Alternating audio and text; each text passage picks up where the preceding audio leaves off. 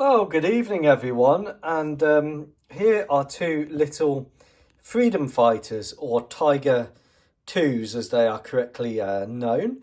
The F-5E Tiger 2, which is a delightful little aircraft.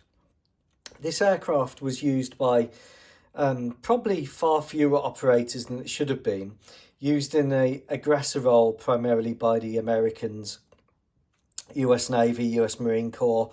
The Swiss operated it, and the Republic of China, Taiwan operated it. And this is, of course, the excellent little Hobbyboss kit. The Hobbyboss kit is a nice, really easy, quick build kit. It has a few panel fit issues and a little bit of putties required, but nothing major. And I've finished these in the Madagascar WHATIF scheme of the late 1970s, early 1980s, when these were primarily being used as mud movers. Now, to me, the F5 was always a better aircraft than the Jaguar. Sorry, please don't shoot me. But in my view, the F5 Tiger 2, F5E did what the Jaguar could do, and to me had more capability because its power to weight ratio was better. The Jaguar was always a good mud mover, but it lacked power, and that was one of the main complaints about it. Now, of course, the F5 led to the F5G, to the Tiger Shark, which had even more power, and a very simple, low-cost aircraft, perfect for developing air forces and air forces which needed a basic fighter aircraft and one that could also move some mud.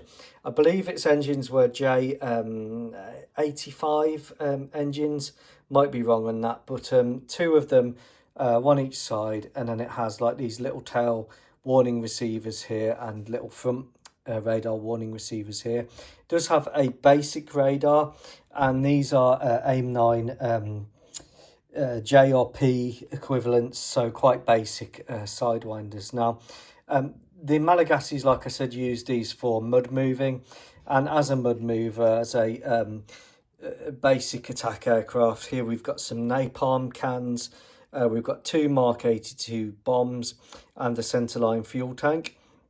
And the idea of these is that these aircraft would be operating in pairs, but they'd be operating close to the battle space, taking off, doing attacks, and then returning and rearming.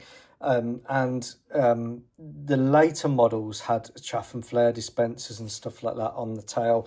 These ones are early ones, and they haven't got that now. One of the reasons you can tell they're early is because they actually extended the leading edge route extensions out further on the later models, and you'll see that on the Italeri Eschi kits. The downside of the Italeri and Eschi kit is that it doesn't have nicely recessed panel lines, whereas the Hobbyboss does. The Hobbyboss one also does come with the external refueling probe that you can fit on there if you need it. So that's one of the assets of the Hobbyboss kits. So I would say that the Hobbyboss kit models an early F5E Tiger 2. This one here has just got the centerline fuel tank. It's got a jamming pod, ANL Q101, those early sidewinders, a British Star rocket pod, and two Mark 82s. And the idea of these is that they operate in pairs. They, of course, have the cannons, although the Malagasys on this aircraft have only fitted one cannon, two cannons on this one. But the idea is it's just a basic, really simple really simple ground attack aircraft. Overall dark green finish for these. There is a slight paint discrepancy, and that's just because of the way the paint came out. I was using Tamiya paints at this point. Just nice little aircraft to add to the collection.